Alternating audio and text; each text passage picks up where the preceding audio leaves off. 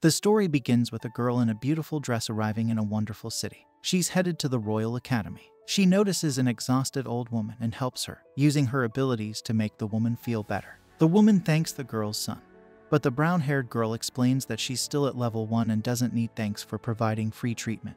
The son learns that the girl is going to the Royal Academy and rushes to the student's dormitory. When he tells her that the academy's gates close at 6 p.m., she hurries but arrives too late.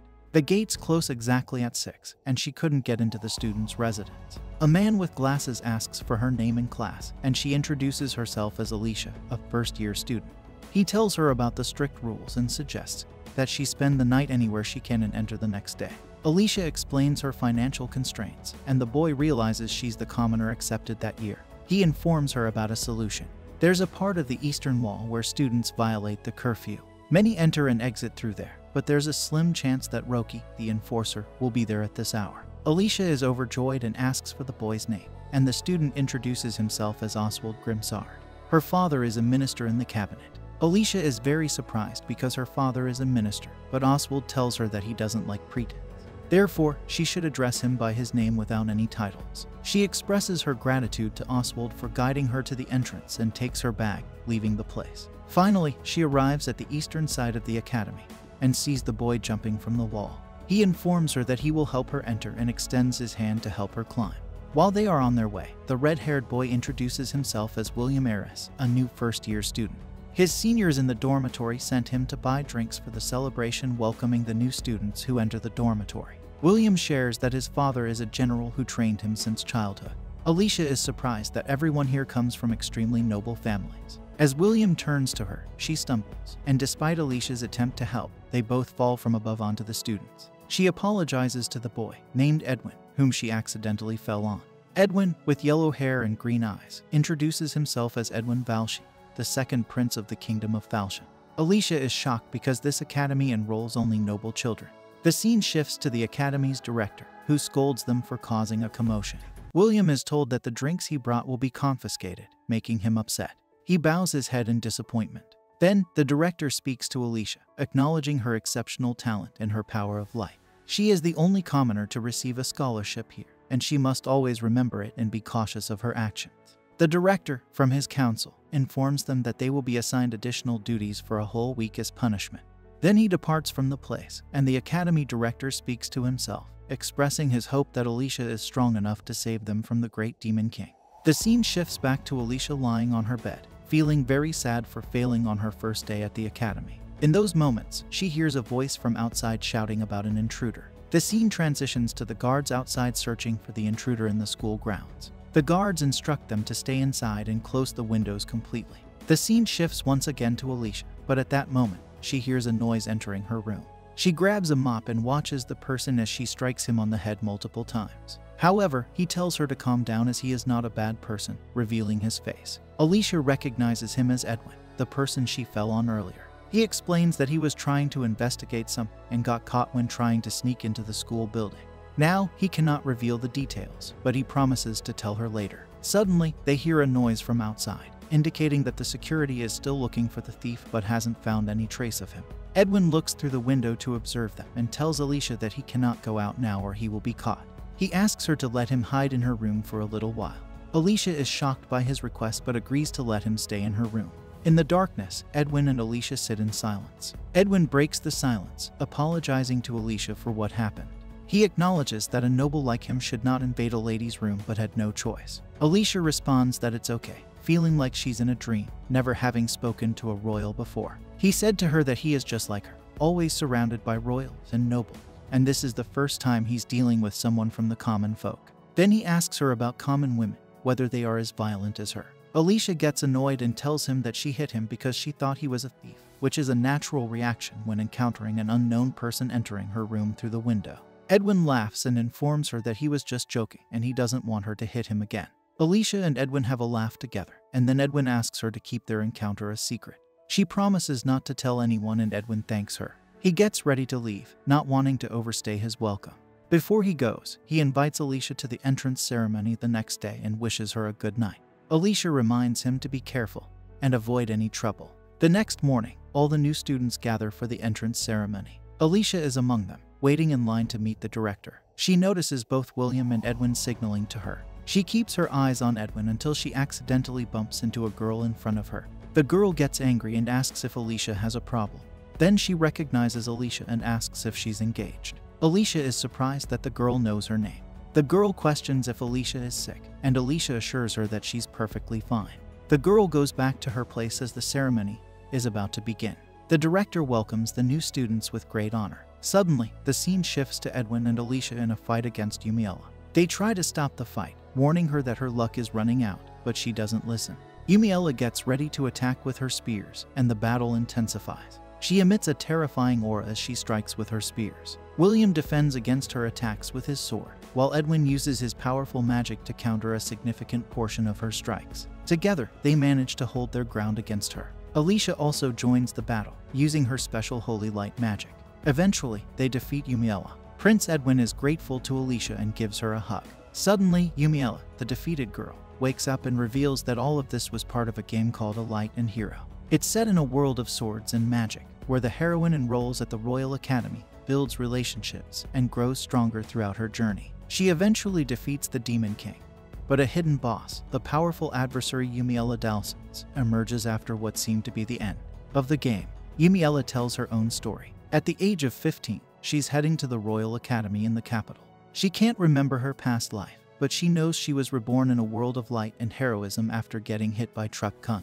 Eumiella thinks about how people discriminate against her because of her black hair, which is seen as a bad omen. Even though she defeated the Demon King and the Saint, she becomes the hidden leader, a symbol of oppression. Eumiella thinks about her existence and how people treat her because of her black hair. She wants to reach level 70 and defeat the hidden leader. But in the end, after her defeat, she questions why she even exists. Eumiella has special powers, like using dark magic, which is usually reserved for bad characters. This makes her a strong opponent. At the end, she wonders if her existence has any meaning in the story of Light and Hero. She's not interested in the romantic parts of the game, and she doesn't feel a strong connection to the three characters you can romance. Instead of following the story of Light and Hero, she decides to hide and have a quiet school life. She won't interact with Alicia or the main characters to avoid becoming the hidden leader. She plans to let Alicia and the boys defeat the resurrected Demon King in her third year of high school, so they can all live in peace. But she knows she needs to get stronger just in case. She wants to be strong enough to defeat the Demon King on her own if it comes to that. In one scene, we see a young Eumiella encountering a slime monster. She uses her magic to kill it, and it turns into a magic stone, which is a common thing when you defeat monsters. Eumiella decides to train and test her physical ability, believing she's faster now. She sneaks out every day to train and make money by collecting magic stones from monsters. With the money she earns, she buys different tools, starting with the growth necklace, an amulet that quickly boosts her level. She thinks she can handle the dungeon on her own and confidently says she can fix her magic arm when needed. She encounters monsters in the dungeon and defeats them all, collecting magic stones from them. After a while, she gets the Summoner's Flute, a device to summon monsters. She keeps fighting monsters every day and keeps leveling up. She faces the same demis many times from start to finish, hoping to continue leveling up once she starts school. She arrives at the school in a carriage and is amazed that it looks just like in the game. She reads a message from her father, who urges her to attend the Royal Academy. He wants her to mingle with noble children and find a husband among them to secure her inheritance. Eumiella overhears a schoolboy announcing that the main gate closes at 6 p.m. as per the rule. She mentions that everything is happening just like in the game of Light and the Hero. Alicia appears and talks to a boy, telling her to avoid getting involved with 4 specific individuals if she wants a peaceful life. The boy says the entrance ceremony is about to start. In a different scene, Alicia touches a magic sphere, and the teacher tells her she's at level 1 and needs to work hard. William checks his level and is evaluated as level 10. Eumiella hopes she's at level 5, but she realizes that if she were, she wouldn't have been able to defeat the dungeon boss. Then it's Eumiella's turn, and the director reassures her not to worry since everyone starts at level 1. She places her hand on the sphere, and is actually level 99. Everyone is astonished, and Eumiella says goodbye to her peaceful life. This is unbelievable because the highest known level in the kingdom is only 60. Everyone around is stunned and starts to suspect Eumiella might be cheating, as she herself is surprised to learn she has reached level 99. The headmaster thinks there's an error and asks for another magic crystal. Yet again, it shows level 99, leaving everyone in disbelief. Sunaid, one of the teachers, asks Eumiella if she knew about her level being 99. and Eumiella knows she's in deep trouble. She decides it's time to reveal her true power. Then, the sword teacher questions if the crystal is malfunctioning or if Eumiella cheated to manipulate her level. Eumiella firmly states she didn't cheat and her level is genuinely 99. The sword teacher becomes furious, questioning how Eumiella could reach level 99, as it implies she must have been killing monsters since she was a child. Eumiella, who has indeed been fighting monsters from a young age, now faces rumors about how she could have done such a thing at her age, with more whispers about possible cheating. To ease the rising tension, the headmaster claps and asks everyone to calm down. He suggests they will find out the truth in the actual classes. He gives Eumiella a skeptical look before asking her to introduce herself. As Eumiella introduces herself, she can't help but think that even the headmaster doubts her. Eumiella starts to consider fleeing to another country to escape the situation and lead an ordinary life. The level measuring continues, and Eumiella feels sorry for overshadowing Alicia, a commoner who was supposed to be the center of attention in the original story. When the freshman party starts, Eumiella, who is not used to social gatherings due to her introverted nature, finds it overwhelming and decides to head to her room. However, as she is leaving, William confronts her angrily, demanding to know how she cheated and manipulated her level. Eumiella faces William, who she sees as a frustrating and stubborn guy. William confronts her about cheating, questioning how she, as a noble, could stoop so low. Just then, Edwin, a prince, arrives with an annoyed look, telling William that this isn't the right place to cause a scene. Eumiella respectfully bows and greets Edwin since he's a prince. However, Edwin, looking at her with disdain, calls her a central wannabe, which surprises Eumiella. He goes on to say that William has worked harder than anyone since childhood to reach level 10. He accuses Eumiella of cheating and invalidating William's hard work. Confused by everyone's accusation of cheating, Eumiella insists she's truly level 99 and that everyone will see whether she's lying when classes start. Then Oswald, another character, accuses her of continuing her lie. Eumiella, now just annoyed, explains her perspective on the three of them. She describes Edwin as the main protagonist and a good friend, William as a justice-driven, hot-tempered musclehead, and Oswald as a magic prodigy. Eumiella expresses her desire to avoid the main characters and live a normal life. She says that no matter what she says, they won't believe her. Oswald sarcastically comments that she should have claimed a more believable level like 10 or 15, but claiming 99 is absurd. Edwin, in a bullying tone, challenges Eumiella to show her level 99 power. Knowing that demonstrating her power would only cause more chaos, Eumiella quickly changes the subject by pointing out that Alicia, a commoner girl, seems lost at the party and needs help. While they are distracted, Eumiella takes the chance to escape. Once at home, Eumiella is worn out from all the drama. Her maid, Rita, asks why she left the party early. Eumiella replies that there was no one of interest to her at the event. Rita, who was sent by Eumiella's father to ensure she gets engaged to a noble, informs her that the second prince is in her class. Rita warns Eumiella that she won't find a suitable partner if she continues to keep to herself and act like a recluse. Eumiella feels irritated and decides to switch the topic by asking what central wannabe means. Rita, her maid, is a bit surprised by the question and tells her it's not something to worry about. Eumiella hints that the term might be specific to her and her family, which prompts Rita to explain. Eumiella then concludes that her family is essentially a group of nobles who don't do much. They've handed over their territory's management to local authorities and just spend their time partying and engaging in various indulgences. Eumiella finds her own family pretty disappointing, and Rita doesn't have much to say in response. The next day at school, Eumiella finds herself sitting alone. Her classmates start gossiping about her, calling her hair black and cursed, and accusing her of cheating to reach level 99. But Eumiella, with her heightened senses, hears everything and doesn't care about their opinions. She observes something unusual. The boys, including Alicia, enter the class together, which is different from the original story where they didn't get along at first. Eumiella wonders if her presence is causing changes in the story. Then, Alicia suddenly glares at her with hostility, making Eumiella decide to avoid the main characters as much as possible to have a normal life. In the afternoon swordsmanship class, Eumiella is excited to hold a real wooden sword, something she always wanted to do, just like in the games she played. The sword teacher then announces that there will be a mock battle involving the students who are supposedly level 99, and he asks who wants to spar. Eumiella finds herself the target of everyone's attention again, and William, the musclehead, confidently steps up to be her sparring partner in swordsmanship class. The crowd cheers for William, while Eumiella worries about how to control her strength so she doesn't hurt him. Eumiella, more experienced in using magic for fighting monsters, remembers how she once accidentally crushed a monster with her physical strength. As she's thinking, William taunts her, calling her a pretender and a fraud. Eumiella gets more irritated, realizing how much William's safety depends on her controlling her power. As the sparring match starts, everyone laughs at Eumiella's awkward battle stance, as it's her first time holding a sword. William, thinking she's mocking him, charges at her. But for Eumiella, his movements are too slow. She easily dodges, causing William to fall flat on his face. Eumiella feels a bit sorry for him, not expecting such a dramatic fall. She asks if she needs to hit him to win, and the teacher, surprised, declares her the winner. William, frustrated, accuses Eumiella of pretending to be inexperienced to catch him off guard. He attacks her again, but Eumiella lightly flicks his sword, sending him flying back an unbelievable distance, leaving everyone in shock. Eumiella rushes to check on him, worried she might have accidentally killed him. Thankfully, he's still alive. She picks him up by his collar, wondering if she should carry him to the nurse's office. The teacher quickly intervenes, taking William himself, and instructs the class not to spar with Eumiella anymore. Instead, she is told to practice sword swinging. Now, everyone is scared of her, so she decides to practice on her own.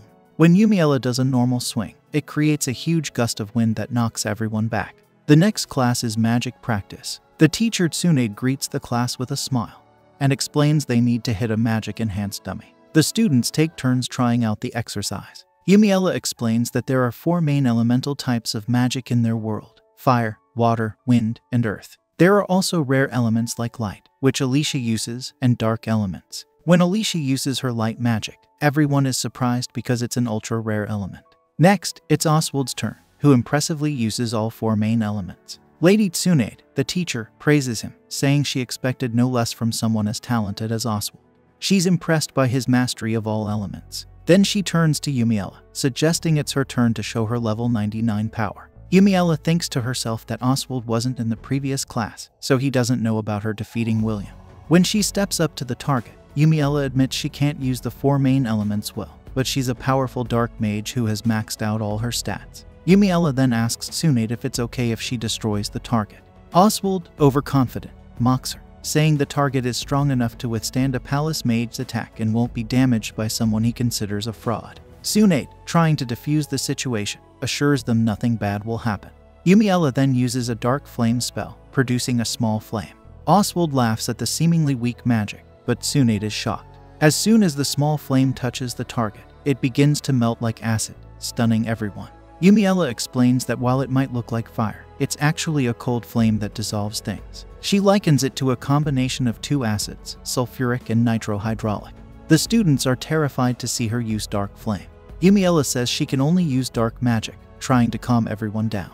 Tsunade steps in and explains that being a dark mage isn't evil. Even in the king's palace, there are dark mages. She clarifies it's just a type of element like light. Oswald, whose pride is hurt because he thought he was the top magic prodigy, can't accept that someone is more powerful than him. He runs off crying, which surprises Tsunade and everyone else. Just then Edwin arrives with the principal, carrying expulsion papers for Eumiella. Eumiella realizes that Edwin was missing earlier because he was busy preparing these papers. The principal coldly states that anyone who lies about their level doesn't belong at their academy. Hearing this, Eumiella casually remarks that it might be better for her, as she can now go to another country and attend a different academy. However, Tsunade urgently pleads with the principal to reconsider, highlighting that Eumiella is a rare dark mage. Tsunade points out that Eumiella managed to destroy a target that even palace mages struggle, suggesting that she might indeed be a level 99.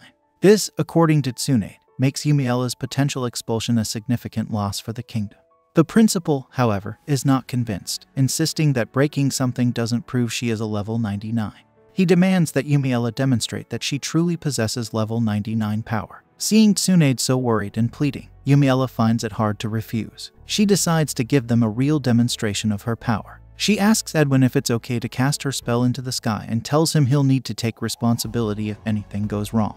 Edwin, somewhat irritated, agrees to take full responsibility. Eumiella then prepares to use an incredibly powerful spell, one typically associated with a demon lord, but decides to only use 1% of her power. As she raises her hand, a black hole forms in the sky. Gradually, the hole expands, growing large enough to cover the entire capital city. The expanding black hole begins to suck in everything around it, causing chaos throughout the capital. Eumiella explains that this spell absorbs everything in its vicinity, and could make the sky above the academy disappear in an instant. Before it can cause any more destruction, Eumiella deactivates the spell. Everyone is left in a state of shock and bewilderment. Eumiella approaches Edwin with a menacing smile, asking if her spell was impressive enough to prove she is a level 99. Edwin is too stunned to respond, visibly terrified and shaking from the ordeal. Next, Eumiella was called to the capital to see the king. When she walked into the castle, people whispered about her, wondering if she really was as powerful as claimed because of her black hair and unique appearance. Yet, Eumiella didn't let the whispers bother her, and respectfully greeted the king. The king acknowledged the issues at the academy, promising to address them and apologizing for the trouble, which surprised everyone around. Eumiella humbly suggested it was all a big misunderstanding and felt like she was always causing problems. The king, however, insisted the fault lay with his son and the academy, not with her. To dispel any doubts about Eumiella's strength, the king called upon Adolf, the kingdom's mightiest knight, to test her abilities. Adolf, known as the only person strong enough to potentially defeat the demon lord, suddenly attacked Eumiella to test her reaction. Caught off guard, Eumiella smartly dodged his attack without fighting back, leaving everyone amazed by her quick thinking and agility. Adolf admitted her skills were genuine, praising her as truly powerful. The king then asked Eumiella to demonstrate her magic. She complied, and her display of magic, creating spikes from the ground, left everyone in awe and a bit fearful, leading to more whispers about her being cursed due to the dark aura of her magic. The king was curious about whether people who use dark magic were evil. The chief magician at the palace clarified that dark magic is simply a type of magic, much like the other four main types. It's quite rare, similar to light magic, and its effectiveness varies. It's weaker against light magic but stronger against the four basic elements. The magician pointed out that the moral alignment of dark magic depends on the person using it, not the magic itself. The king, still puzzled, mentioned rumors suggesting that only demons practice dark magic. The chief magician corrected him, explaining that demons naturally have dark magic but can wield all types of magic, except light magic. This helped the king understand that fear often stems from not knowing the full story, especially in Eumiella's case, whose black hair might have fueled misunderstandings. Eumiella felt thankful, realizing the king was trying to help clear up misconceptions about her. Curious about Eumiella's unprecedented level 99 status, the king inquired how she achieved such a milestone. Eumiella simply shared that she didn't do anything out of the ordinary. She made money by defeating monsters in her area, purchased a growth-enhancing amulet, and continued to fight monsters on her own, using a flute to draw them in, until she reached level 99. Everyone was astounded by her method. When the king asked Adolf, the kingdom's strongest knight, if he could replicate her feat, he admitted it was impossible for him. He always wore a protection amulet, and couldn't imagine taking on high-level monsters by himself, let alone at such a young age as Eumiella did. This made Eumiella realize she might have shared too much about her unique strategy. The king offered Eumiella a position as the kingdom's protector, and even hinted at making her part of the royal family by marrying Prince Edwin. Eumiella, however, only wished for a simple, peaceful life and turned down the king's proposal. She thought about leaving for another kingdom if pressured further. Just when Eumiella believed the discussions were over, she found herself talking with the queen in a casual, unofficial setting. The queen shared that both she and the king were fond of Eumiella. Despite Eumiella's desire to return home, the queen admired her lack of interest in power or authority, noting that Eumiella's potential for ambition was intimidating. Eumiella questioned why the queen trusted her so much. The queen answered that someone who steers clear of royal politics and power is often the most trustworthy. The conversation then took a serious turn as the queen revealed a looming threat, the demon lord's resurrection in 2 years. She sought Eumiella's assistance for when that time arrives. Eumiella agreed to help fight the demon lord, thinking to herself it wasn't much different from her original plan to defeat him. However, the queen clarified they were assembling an elite team for the task, hinting at Alice and Prince being part of it. Eumiella was told her role was to support, not to land the final blow. The queen mentioned that killing the demon lord should be the royalty's responsibility to avoid any disputes over the kingdom's leadership.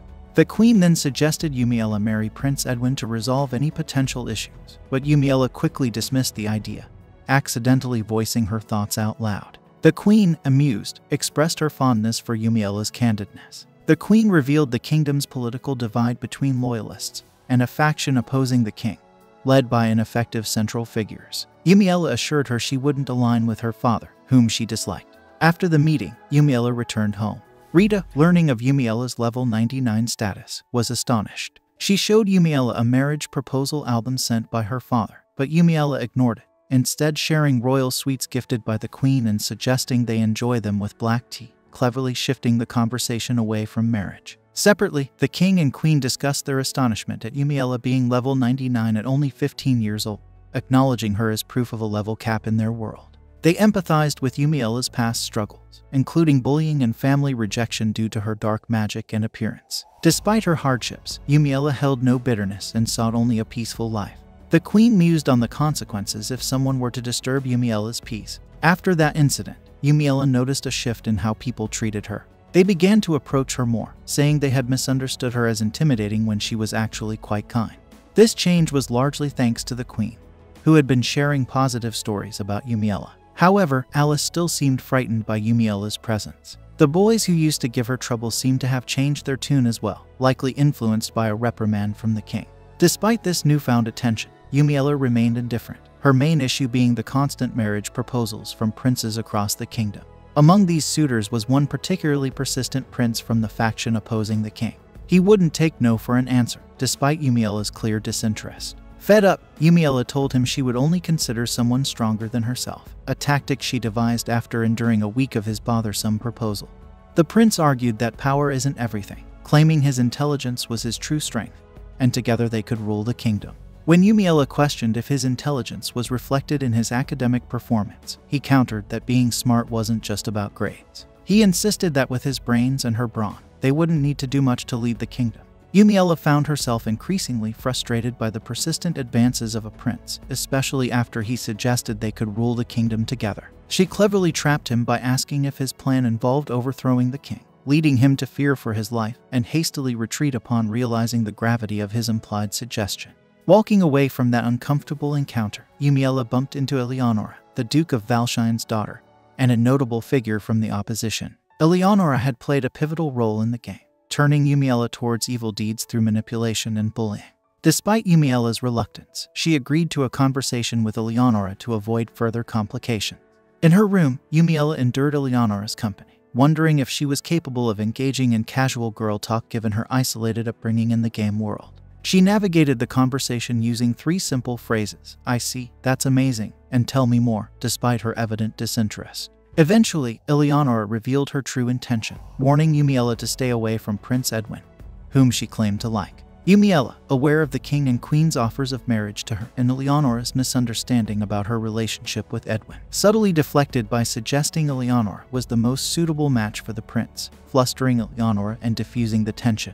Later, during lunch, Eumiella was approached by some girls who wanted to join her, followed by Alice, who appeared worried and scared. Unexpectedly, Alice questioned Eumiella if she is the demon lord, leaving everyone around them shocked by the sudden shift in conversation. Eumiella is curious about how Alicia knew about the demon lord and questions why she doubted her. Alicia reveals that Ed told her the demon lord would be coming back in 2 years, and she thinks it's Eumiella because of her black hair. However, Eumiella brushes it off, telling her that they learn in the classroom that dark magic isn't necessarily evil. Just then, all of her friends arrive and ask what Eumiella did to their friend. But she tells them that Alicia was talking about her being the demon lord, so she denies it. She thinks that the demon lord's arrival must be kept secret so that people don't panic.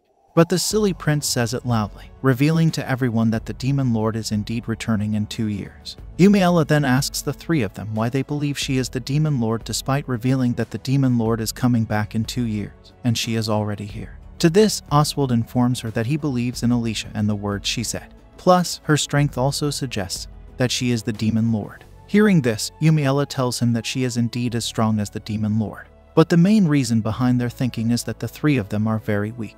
This hits their weak spot, causing them to get angry with her. But Eumiella believes that she needs them to get stronger so they can defeat the actual demon lord. Just then, Eumiella decides to leave the lunch area, but suddenly realizes that this might be her chance to teach them how to level their strength up, which might improve their opinion about her. She then tells them that the fundamental way to level up is to go to dungeons and defeat as many monsters as they can without using the amulets of protection, where amulets of growth will double the experience they will receive, and they should use a monster calling flute to defeat as many monsters as possible.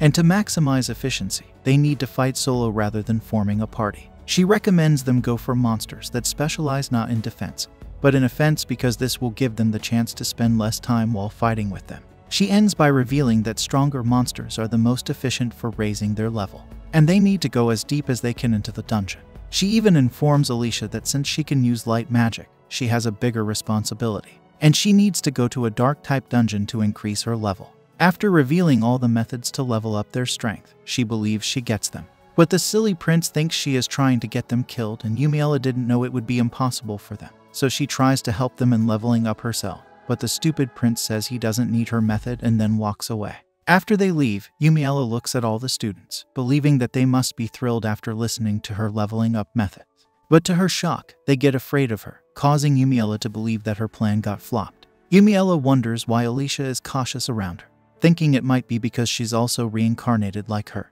To investigate, she decides to observe Alicia during her next class. Eumiella spies on Alicia, watching her actions and behaviors for a whole day. After observing, Eumiella believes that Alicia is a nice girl, similar to the game where Alicia was an ordinary citizen at the academy and helped others with her magic. In the game, Alicia tried to join nobles, but they rejected her because she didn't understand their customs. However, she was assisted by the characters Edwin, William, and Oswald. Eumiella sees Alicia playing with a kitty and thinks it's her best chance to talk to her since her friends aren't around. She decides to approach Alicia through the kitty. Eumiella goes to the kitty and mimics its meow. Unfortunately, the kitty gets scared and runs away upon seeing her. A classmate witnesses this but hides it, claiming he didn't see anything. Eumiella explains that she could have caught the kitty using force, but she chose to let it go. The boy tries to talk to her, but Eumiella runs away to find Alicia. She discovers Alicia sitting with Prince Edwin, helping him with his studies. Suddenly, the silly prince informs Alice that the king himself said she is not the demon lord, despite having black hair, being level 99, and having the ability to use dark magic. However, Alicia shows him a dark drawing she made with her pencil, revealing that this is how Eumiella looked at her, and she might have something to do with her light magic. Hearing this, Eumiella wonders what she's talking about. But the silly prince informs Alicia that the king wants her to join the force that will battle the demon lord. This means they will all work together to face the demon lord one day. He then apologizes to Alicia for getting her involved in fighting with the demon lord. But Alicia assures him that if the world is in danger, she will use her magic to do whatever she can to help them out. Hearing those, Eumiella believes that Alicia wasn't reincarnated.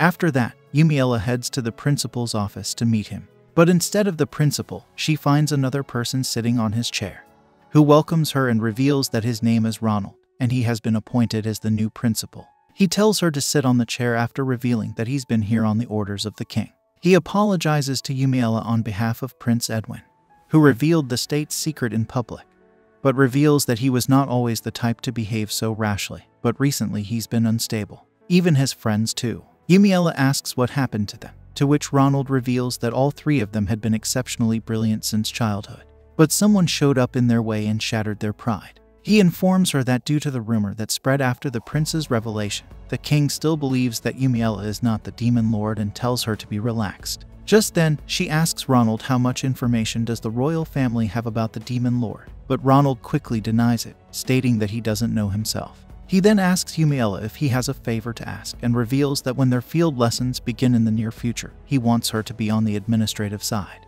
When asked about the field lessons, he informs her that a field lesson is basically a leveling up test where they send students to hunt monsters. Since she is level 99, she can destroy the army of monsters in an instant, which means she will ruin the training of the students, which means they will not to level up. However, Ronald informs her that for nobles, field lessons are divided between central nobles and regional nobles, and she will be in charge of regional nobles. He reveals that regional nobles fight monsters in their domains more often than city-dwelling central nobles, and this inevitably creates a clear difference in their motivation to level up. Hearing this, she wonders if Prince Edwin and his friends will attend the field lesson with central nobles. But Ronald informs her that he has arranged a special training program for them, and their goal is to get them to level 40 by the time they graduate. Eumiella wants them to reach level 60, but Arnold believes it's not possible. At the field lesson, she sees kids of the regional nobles and wonders how she can be helpful to them since they look too inefficient. Just then, the boy who saw her playing with the kitty arrives and introduces himself as Patrick Ashbottom. He informs her about their strategy, revealing that the vanguard will hold the monsters in place and the rearguard will attack them. But she then asks how will the guy holding the monster level up, to which he informed her that they will reverse it and will use rearguard's magic to stop the monster's movements and then finish them with vanguard attacks. Hearing this, she tells him that she wants to use this method right now and calls out the monsters with a monster calling flute. Just then, the monsters arrive and attack them, but they were able to kill them in a short amount of time.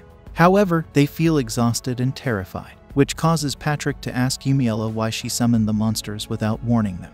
To which Eumiella reveals that she knows some of them got exhausted from using their magic, but she will hold the monsters in place next time. Just then, she summons the monsters again with a monster calling flute, causing panic among all the students who believe they are going to die. However, Eumiella binds them with her dark bind spell and asks the Vanguard team to kill them since they weren't able to kill monsters earlier. Shocked at this, the students wonder what they should do, but Eumiella assures them that her magic is powerful, and they won't get attacked by the restrained monsters. Hearing this, Patrick steps forward and kills one of the monsters, ensuring everyone that Eumiella is not lying. Just then, a monster not restrained by her bind magic arrives and tries to attack Eumiella. But Patrick gets in her way and gets bitten by the monster, who was instantly killed by Eumiella afterward. She then activates her magic and reveals after healing his wound that dark magic also has healing and recovery spells, but they are super gross. She then asks why he tried to save her, to which Patrick reveals that she was in danger and he had to step in her way to protect her. This causes Eumiella to wonder who can hurt her at level 99, but thanks him after thinking that maybe he was worried about her and feels embarrassed at it. After that, Patrick asks her to inform them before using the monster calling flute, to which Eumiella instantly used it, causing the other students to go into shock. This brings an end to our episode. See you with the new episode next week. Until then, subscribe to our channel and check out our other videos.